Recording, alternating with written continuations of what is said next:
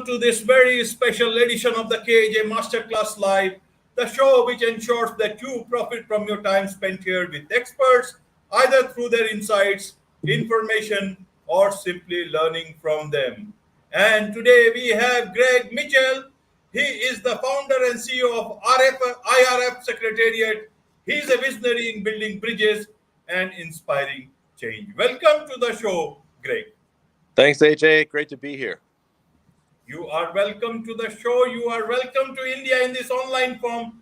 And I'm sure a lot of people, not just in India, but everywhere else also will benefit from you, about talking about freedom of thought and social media and several things we will certainly bring. You will certainly be able to give a great deal of worldview on several topics. So my first question to you, you talk about you are a visionary in building bridges. Now let's look at the world, Greg, and there are so many people, so many leaders, so many situations, business leaders also, they have this favorite topic when it comes to difficult topic.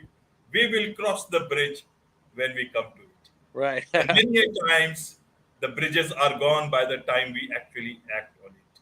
Right. So my understanding from you is for the audience, Greg, is that you are an expert of building bridges, but how many bridges will you build? Help us understand in this background. Well, I've been building bridges between people of all faiths and beliefs in Washington, D.C. We're in our 13th year now. I run something called the International Religious Freedom Roundtable. And it's informal. It's not a formal entity. It's informal, but we bring people of all faiths and beliefs together on a regular basis. We've been doing it weekly for the last 5 years now. Every Tuesday, we bring people together. And since COVID hit, we went virtual. So now people log in to our weekly roundtable from all over the world. But the idea is to bring people together and get people engaging each other across our deepest differences, right? So you have people with irreconcilable, like theological and even political differences coming together every Tuesday to talk with each other, to learn from each other, and to learn about the challenges each community is facing, and for the purpose of seeing if we can all pull together and work together to respect each other's human dignity and protect each other's liberty of conscience. So what happens is people start to respect each other more, and then we start to stand up for each other, basically, and protect each other. And the more we do that, the more that we trust and rely on each other. So the bridges build, through multi-faith relationships. And working together to stand up for each other. And again, it all goes back to respecting each other's human dignity. Even the other, right? People end up respecting the other and standing up for the other. And that's pretty much what we're doing. And you asked how many bridges. Ideally, people have been inviting me to go all over the world to help them set up something similar, like set up round tables, and I like to call them round tables in the public square, because this is where people of all faiths and beliefs come together, and not only do they engage each other, but they engage their own governments constructively, cooperatively, and constructively, so that all the faith and belief communities are working with their governments to improve public policy and solve social problems. And in a nutshell, those are the bridges we're building. And hopefully there'd be, these spaces like this in every city on every continent eventually. But that's so I don't know the exact number yet, but we're probably at around 50 of these roundtables or so that have been held in different cities around the world. Right, Greg. Help us understand, especially for a person, say in India or any other corner of the world who is not so, acquainted with IRF. How would you explain what IRF is all about, what it does, what its mission is, and what it wants to accomplish? You said some part of it, but from a common person's perspective, because you want to build that chapter in every city of the world, and so that they can also engage with the government. Yeah. That understanding will help them, you know, that there is an organization which is perhaps, you know, doing something that they would want to do? Yeah, that's a good question. But I mean, our ultimate goal is like sustainable peace and prosperity, right? Where every community is flourishing and prospering, you know, economically, you know, flourishing socially and prospering economically and politically. So really, that's the end goal, and our purpose in bringing people of all faiths and beliefs together is to build. You know, we want to build freedom of thought, conscience, and religion or belief. You know, it's Article 18 of the Universal Declaration of Human Rights. So it's more than just religious freedom. It's also freedom of thought and conscience, right? That's part of Article 18, and that's the most basic freedom for any individual, you know, any human on this planet. Basically, is freedom of thought and conscience, you know, and then deciding based on that, you know, which religion that they want to be a part of. But the reason we bring everybody together is not only to build religious freedom. So these roundtables are like religious or freedom of thought, conscience, and religion in action, but it builds social cohesion. We go back to the bridge building concept. It's multi-faith bridge building. So it builds social cohesion. Again, each other and engage each other, learn about each other, you know, and they learn that you can see the similarities, the common humanity in each community, right? So that's why they start to respect each other more and work together. And the more they work together, the more they trust each other, and that's the key, you know, building trust across these different communities. And again, so you're building social cohesion, you know, which then, you know, increases stability in a community. And makes the community more resilient to like hate and bigotry and conflict, you know, because if something like that happens, then the people of all faiths and beliefs pull together and work together to solve whatever problem pops up. So you're building social cohesion, you're building resilience, you know, which then builds stability and security, which then opens the door and empowers more economic development. And again, this is in the self-interest of every community and really every sector of society. You know, so if you just say religious freedom, people might not understand what it is, because, you know, certain people have basically think, oh, religious freedom for my community, but not the other, right? So what we do is we add responsibility to religious freedom. So it's religious freedom and responsibility. And when we say responsibility, we mean each person taking responsibility for the other and for society. So that's why, you know, we do these multi-faith engagements, you know, where people can take responsibility for each other and stand up for each other's freedom of thought, conscience, and religion or belief. But they can also take responsibility for the conditions in society by engaging their governments and offering to work with their governments to solve social problems and improve public policies. So that, again, everybody is flourishing and everybody is prospering. That's the bottom line, and that's what we're working towards. Absolutely, absolutely great. And now let me ask you this way: you have these gatherings in the U.S., so that is where a lot of people from different parts of the world, different faiths, they come together. But one thing is a reality, and that is where I come to the social media part, is that when a lot of people across the world are, you know, gathering their perceptions, understanding of almost everything through the social media. And when they look at the world through the social media prism, the world can look it to be very bad. I haven't seen many cases where the world can look to be very good. How do you bring that perception of a wide number of people across the world? That's a great question. And change that with small gatherings in Washington, D.C. How does that work? I want to understand your mission, your plan for this big bridge towards making it a better mankind. Well, you're right about the fact that just having these gatherings in Washington, D.C. is not enough. It's not going to solve all the problems because, as you know, the world has become increasingly polarized.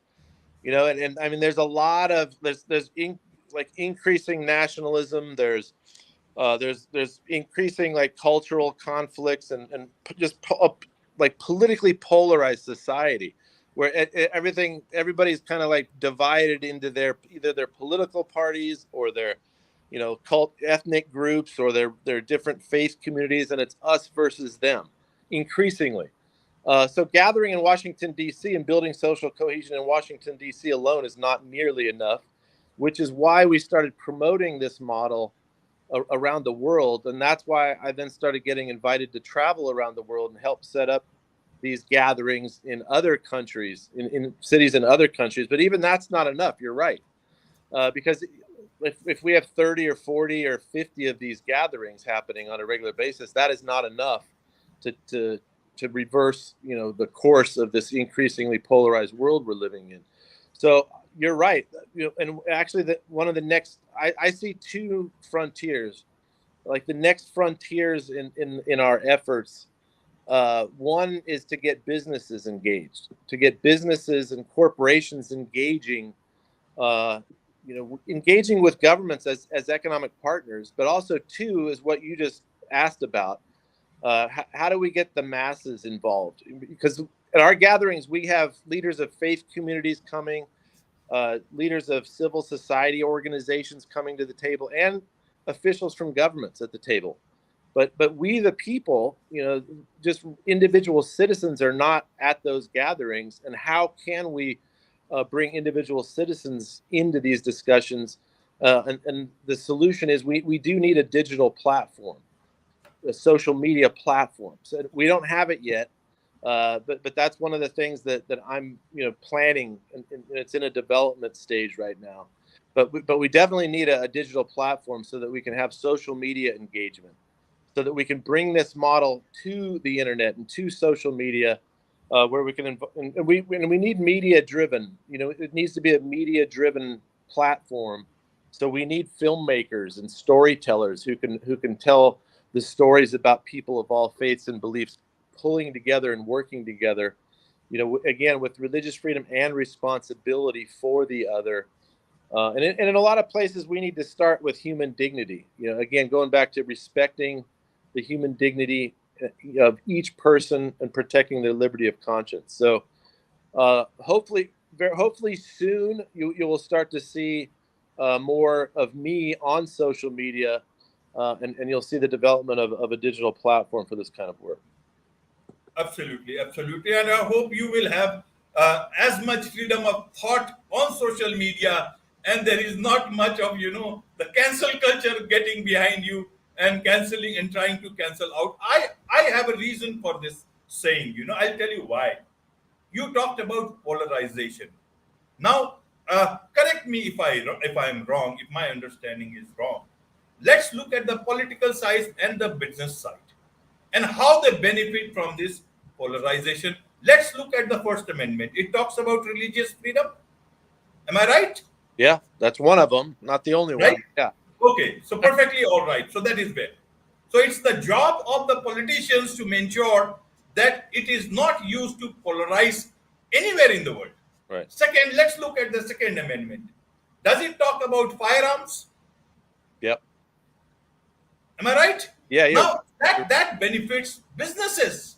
When you talk about firearms, we talk about use of firearms across the world. Let's talk about the military-industrial complex. Religious freedom. Many places people use religion to divide people, Right, so that it can serve their political and business purposes. Now, the First Amendment and the Second Amendment were sacred principles. They were supposed to be there for the public, for the good, for the greater good. This is the way how it is happening. I want to understand from you, how do you want to address these two problems, which are one big reasons not only for the divisiveness based on religion, but also are controlling the freedom of thought on social media, because the businesses can fund a lot of these social media which is existing in the name, and that is where you talk about the new need of new social media. I know it is a big problem, big thing, because there are so many players into it, and it is almost like a global conglomerate where a lot of people benefit. How do you want to address this problem? The only good part is, you are sitting at Washington, D.C., you are sitting at a place which is the largest democracy of the world, and a lot of people, biggest democracy of the world, and a lot of people in the largest democracy of the world want to understand that maybe some things you can take away from India. It's a university, unity in diversity. Everywhere you will see that. Yeah, I mean, that's good questions, and you're right. And going back again, you're right. Some people use religion and religious freedom in a divisive way to further divide society, and that's why, going back to what I mentioned before, we're about religious freedom plus responsibility. So adding the responsibility piece to religious freedom hopefully will turn that around so that fewer people will be trying to use religious freedom and use that issue, to further divide, people, and to, be, again, us versus them, and not caring about the other, right? So if you add responsibility, though, and the more we promote the model, and the more that we show people taking responsibility for, each other, and taking responsibility for other people of other faiths and other beliefs, and standing up for them so that they are not discriminated against, and so they are not persecuted, and hopefully to prevent genocides in the future, right? That's why we're adding responsibility to religious freedom. So that's the first answer to your question there. So freedom of speech comes into that as well, because from freedom of thought comes freedom of speech, freedom of assembly, freedom of religion. So it's all tied together. We don't get into the gun issue. We have the Second Amendment in the United States, and we don't, we support all 10 amendments here. And when we go around globally, we don't get into that issue at all. We just focus on, again, freedom of thought, conscience, and belief. But going back, but you mentioned business and corporations in the corporate world. We do want to bring like I said, again, I referenced it before, but I'll just repeat. We want to bring corporations into this movement. And it's not quite a movement yet because, like we said, the masses, we the people, aren't part of these efforts yet. But we want to bring the people in through a digital platform, and actually grow it into a true movement, which is people-driven and people-powered. But we want corporations to be part of it as well, because the more freedom of thought, conscience, and religion there is, the better economic conditions there are. So again, this is in the self-interest of every sector of society in every country. And there's increasing scholarship and research that shows the more freedom of thought, conscience, and religion in a society, the better, economically that society does. There's Brian Grimm of the Religious Freedom and Business Foundation has done a lot of work, a lot of studies. Rachel Miner of Bellwether International, she's now getting into studying this issue and finding the connections between freedom of thought, conscience, and religion, and economic growth and prosperity. So there's a lot of education that needs to be done. But we're starting that process, and we're starting a corporate council at IRF Secretariat. We're starting a global corporate council where we're going to be reaching out to corporations and inviting them to be part of these efforts. So that there's still more to come on that as well, because like I said, both of those sectors, bringing individual citizens into these efforts and bringing corporations into these efforts, those are like the next two frontiers in our work, and we're just starting on those. Absolutely, absolutely. We talk largely about democracy. What about those places where it's a bit of a much more closed system of governance and society? How are you approaching them, and what is their response? Especially from both from the government as well as the people side to such a concept that you have. Well, that's a good question too. Not everybody's open to this. In countries where there's been like the former Soviet Union, for example, like some of the republics in the former Soviet Union, they don't have the same heritage. They don't have a democracy, a history of democracy. The only history that they've known has been, a communist one under the USSR.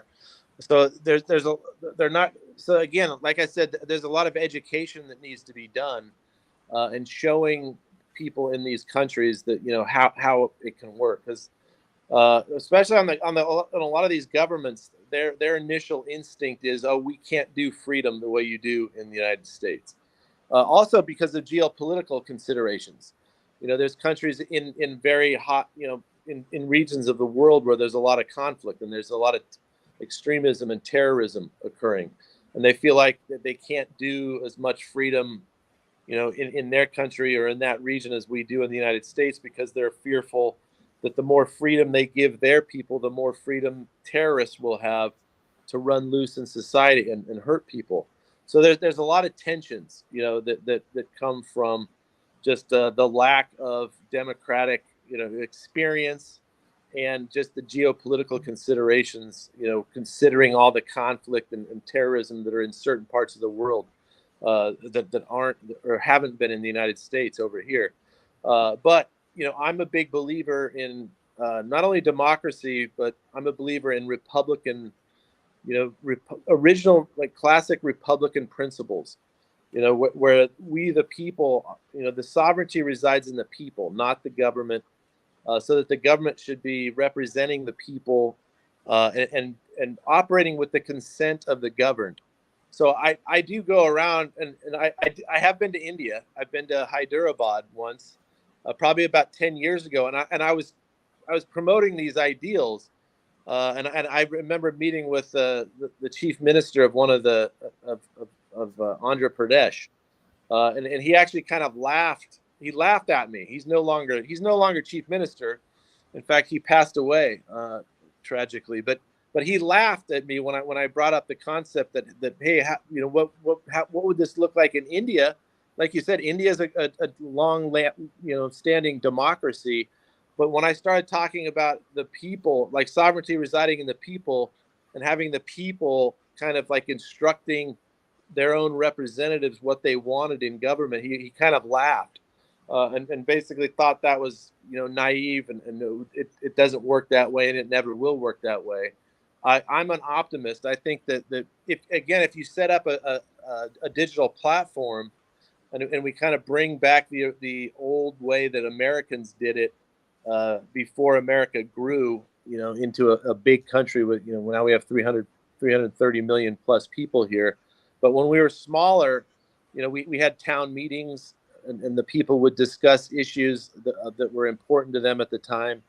And they wouldn't do petitions, to the representatives. They would do instructions, public policy instructions to their representatives. And then they would use those instructions to hold their representatives accountable. And that's how America was operating on the consent of the governed, back in the early days. And I think using, again, social media, and these new digital technologies, we can bring back that practice of not direct democracy. That's not workable, but having the people on issues that are very important to them at any given time, discussing them, and voting on in public policy instructions to their representatives, and asking their representatives politely and respectfully, but asking their representatives to enact those instructions into public policy and law, so that the government is operating more on consent of the governed. And I think we can restore higher levels of representation that way. Right now, the people, even in America, are thinking that the levels of representation and consent are far too low, which is why the people are upset, and they don't think that government is working the way it should, even in America, and much less countries overseas that don't have the democratic experience that we have here in America and that you have in India. But anyway, so there's a lot of work we have to do, to restore higher levels of representation and consent. But that's one thing that we want to work towards. And final thought. These roundtables that I discussed, these roundtables in the public square, they are good governance or good citizenship and governance models as well, because you're bringing people of all faiths and beliefs to the table, and you're bringing their governments to the table. And even if they're not accustomed to operating that way, and they're not, it's never happened before in some of these countries. Like, we're going into Kazakhstan, we're going into Uzbekistan, even in countries in Central America, like Guatemala. People of all faiths and beliefs have never come together like this before.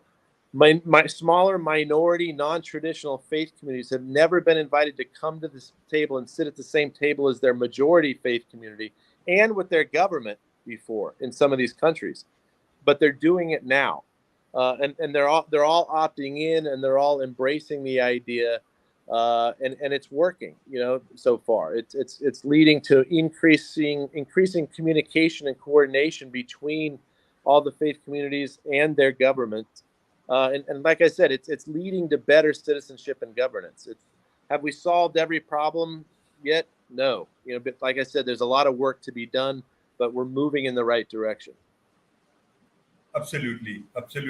As I said, you are indeed doing a lot of work, and a lot of people would certainly want to be part of this process. So what is the best way for them to learn more about what you are doing, and also be a partner with you in what you are doing? What's the best way for them to connect with you?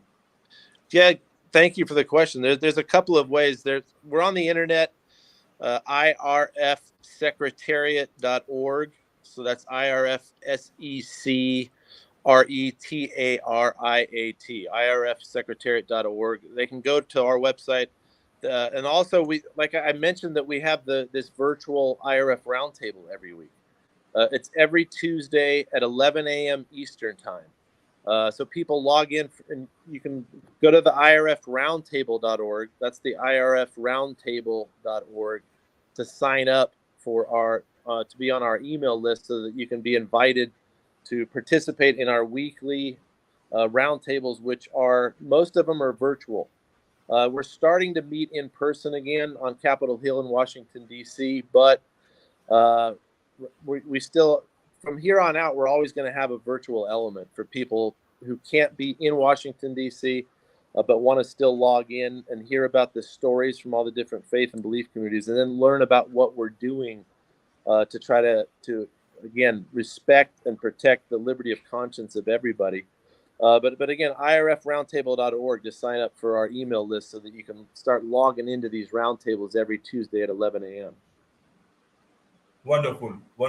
All I can say is, in a world where many bridges have been broken for whatever reasons, in such a situation, every new bridge that a person like you builds is certainly a lot of hope for the future, a lot of hope for everyone, a lot of hope for humanity. With this hope, it's a wrap on this very special edition of the KJ Masterclass Live. Thank you so much indeed for joining us. Thank you.